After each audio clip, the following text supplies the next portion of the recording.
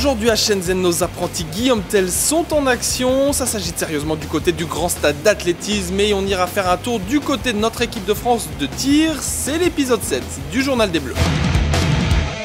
18 médailles au total, dont 2 seulement en or. L'équipe de France figurait ce matin à la 12e place du tableau des nations, soit pas franchement aussi bien qu'espéré. On verra si cette journée permet aux tricolores de grappiller quelques places au classement. Salut la France, il y a certains sports dont on ne parle quasiment jamais dans notre beau pays. Le tir à l'arc fait clairement partie de ces disciplines. Nos archers français débarquaient pourtant ici à Shenzhen avec de sérieuses ambitions. Pour vous le prouver, c'est Florent Turpin qui a passé la journée en leur compagnie. Première place, médaille d'or, France. C'est l'histoire d'une médaille d'or inattendue et d'un drôle de pari entre 3 amis. Sébastien, Johanna et Pascal, des archers qui en théorie n'auraient jamais dû concourir ensemble, sauf qu'à l'Universiade, le règlement de l'arc à poulie permet de mélanger les garçons et les filles, enfin en compétition.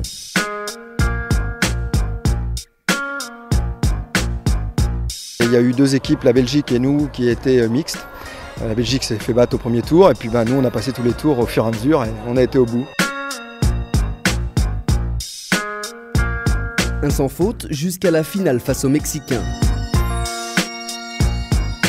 Par équipe, chacun des 3 archers tire 8 flèches et doit viser le cœur de la cible pour marquer un point. Et à ce petit jeu, ce sont les Français qui l'emportent sur leur toute dernière flèche.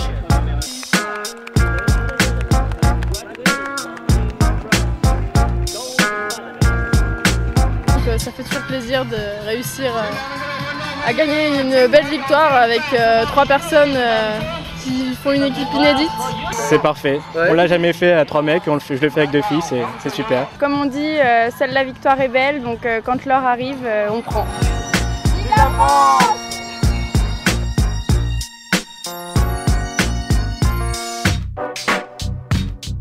Et aujourd'hui, les archers français ont fait grimper le cours du métal.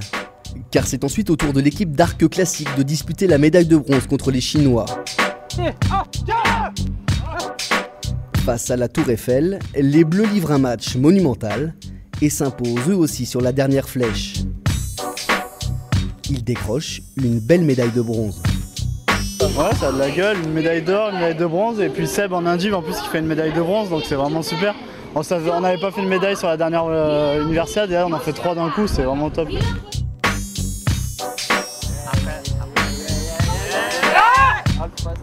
On vous parlait dans l'émission d'hier du beau décathlonien français répondant au doux nom de Gaël. Et ben Gaël, il en finissait aujourd'hui avec ses épreuves en visant clairement un podium, puisque dans notre équipe, il faut bien le dire, celui qui aime les beaux garçons, c'est Tommy Humbert. Et ben il a eu la chance de pouvoir suivre Gaël à nouveau. Aujourd'hui, c'est le triple saut et les dernières épreuves du décathlon. Ici sur place, on a trouvé une envoyée spéciale qui lance le marteau très loin. Bonjour, ici Jessica Gassam en direct du Men's Stadium de Shenzhen. Dans quelques minutes va commencer la finale du triple saut avec en lice Gaëtan Sakou. Gaëtan Sakou qui a pris la 5e place à l'issue des qualifications avec un saut de 16,28 m. Merci Jessica. Une finale du triple saut avec des grands noms, ce n'est pas pour déplaire à notre Frenchie.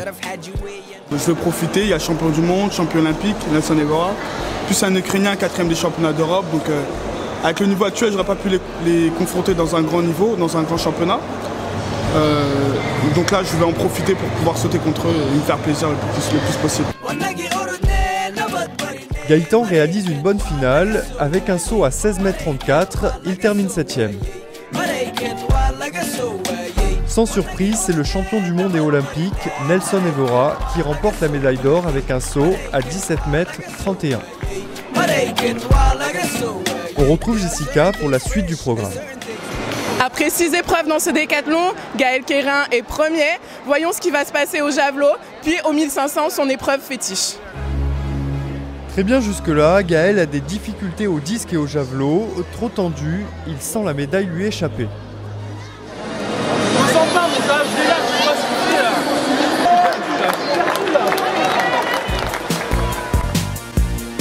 En plein doute, il trouve le soutien de son coéquipier Florent Geffrouet. Sur le 1500 mètres, il fait le lièvre et propulse Gaël dans les meilleures conditions pour son finish.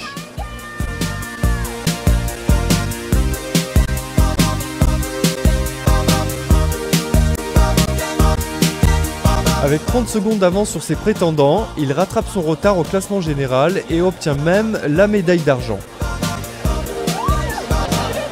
Après le javelot, c'était pas gagné et le classement s'est maspé, alors il fallait tout donner pour être sur le podium, pour prendre la deuxième place, c'est ce que j'ai fait. J'ai fait ce que je devais faire, j'ai fait le taf. Je suis content, je la savoure. Une médaille d'argent et un superbe porté pour la plus grande joie des supporters présents. On vous parlait en début d'émission de sport relativement méconnu avec le tir à l'arc. Et ben en ce qui concerne le tir tout court, et c'est franchement pas mal non plus. Nos tireurs français débutaient et pourtant leur tournoi aujourd'hui à Shenzhen avec le 10 mètres à la carabine. Un Français est en finale, Jérémy Monnier. Quelques minutes de la première finale dans le tournoi du tir, Jérémy Monnier est le dernier Français encore en compétition. Face à lui du très lourd, le numéro 1 mondial, un Italien, mais les espoirs de médaille sont pourtant réels. Donc s'il veut aller décrocher le bronze ou l'argent ou l'or, ça va dépendre de lui. Il y a le Biélorusse qui a un point seulement pour le bronze, c'est faisable. Après le Chinois qui est deuxième, ça va être un petit peu plus compliqué, parce qu'il y a 3 points d'écart. Donc ça va être un peu plus dur d'aller le chercher. Le principe de cette finale, 8 compétiteurs qui doivent tirer 10 balles, avec à chaque fois 75 secondes pour déclencher. Et dans ce contexte, le Français part avec un certain retard suite aux qualifications. Retard qu'il va tout faire pour combler sur les premières balles. Un bon 10.9, donc le coup parfait. Ça lui permet de remonter un petit peu sur les autres, mais étant donné qu'ils ont tous bien tiré, ils ne gagnent pas beaucoup en fait. Tout au long de cette finale, Jérémy grappille quelques dizaines de points jusqu'à arriver dans les moments décisifs. Donc là on est au dernier coup de finale, il reste toutes les chances de monter sur le podium puisque Jérémy est à 1/10 du bronze. Le problème c'est qu'il y en a 3 autres qui lui courent au cul qui sont aussi à 1/10. C'est donc sur ce tir que tout va finalement se jouer. Pas suffisant, pendant que l'Italien remporte la médaille d'or, le Français, lui, termine à la 5e place. C'était très serré, hein, on a vu, tout le monde était en 0-2, 0-3. Je fais un 9-2 à la deuxième, c'est ce qui me coûte le podium je pense. Si je m'étais accroché un peu plus sur cette deuxième balle, derrière ça serait peut-être mieux allé, ouais. J'aurais été sur le podium d'entrée quasiment, donc ça aurait peut-être pu jouer dans ces cas-là. Une déception bien loin d'une finition. Et dès demain, les épreuves à 50 mètres commencent. Et avec elles, de nouveaux espoirs.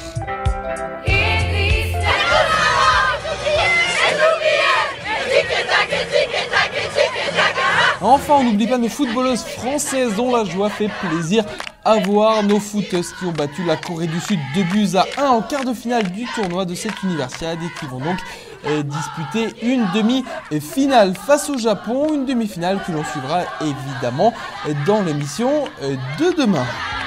12e ce matin, 12e ce soir, l'équipe de France a beau récupérer une nouvelle médaille d'or, le tableau des nations ne change pas pour les tricolores, un tableau des nations toujours dominé par la Chine, la Russie et le Japon.